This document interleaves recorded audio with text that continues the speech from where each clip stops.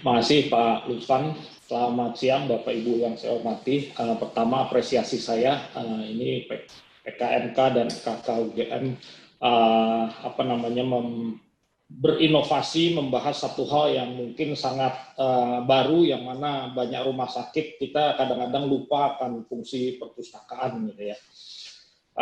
Ketika kita bicara pada pandemi saat ini, saya kira ketika pembedanya kita bisa melalui pandemi secara baik atau tidak adalah dengan inovasi. Sehingga strategi inovasi menjadi kunci yang mana sudah didengung-dengungkan dalam belasan kali seminar yang dibuat oleh UGM. Pertanyaan besarnya, inovasi ini muncul harus berawal dari pembelajaran, saya kira ya. Sehingga to learn and innovate ini menjadi satu value yang membedakan kita bisa melalui pandemi ini. Nah, ketika kita bicara belajar, pertanyaan besarnya, kita belajar dari mana? Saat pandemi, kalau kita belajar dari buku-buku teks, pasti buku-buku teks sudah nggak relevan karena saat buku teks itu dibuat, belum ada pandemi ini. Ketika kita bicara mau belajar dari mana, seringkali kita belajar dari informasi-informasi yang keliru. Dan keputusan-keputusan diambil harus berbasis pada informasi. Jadi kita melakukan berbagai keputusan-keputusan manajemen, keputusan klinis, keputusan strategis ini harus berbasis pada informasi.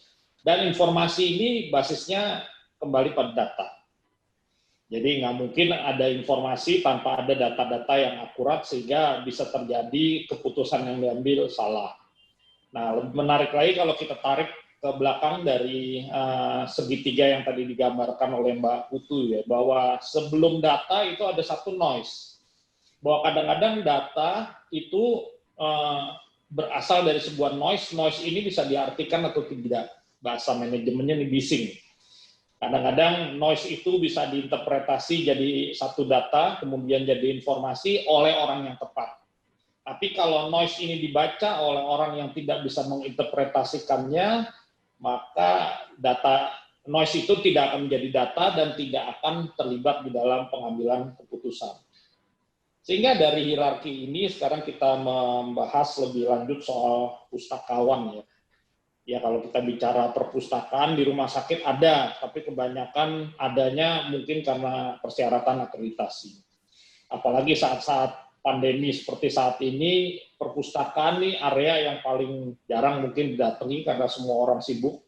Dan perpustakaan ini area yang relatif biasanya cukup lembab dan sebagainya, sehingga sangat dihindari untuk datang.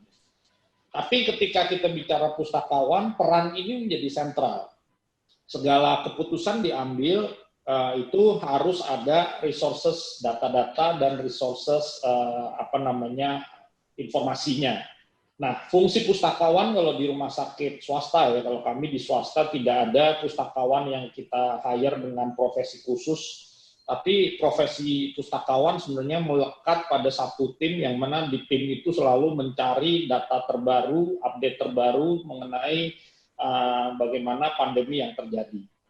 Kalau kita konteksnya dalam saat ini ya, kita tidak pergi ke perpustakaan, tapi kita biasanya membuka Google, mencari update terbaru, dan bahkan tim yang ada ini selalu mencari jurnal-jurnal, informasi ada, data yang ada untuk disajikan pada kita untuk mengambil keputusan.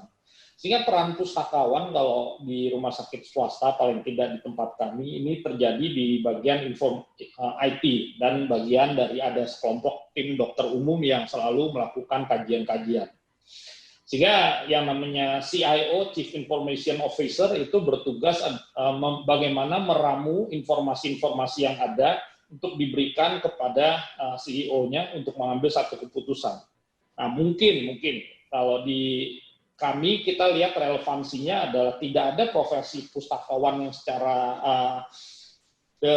jure kita hire sebagai pustakawan, tapi fungsi pengambilan data itu ada melekat pada tim ini untuk mencari data, yaitu tim IT, tim ya dokter umum, kemudian ada lagi ya biasanya sekelompok anak-anak muda yang setiap hari memberikan informasi pada kita di lapangan mengenai apa yang harus kita buat.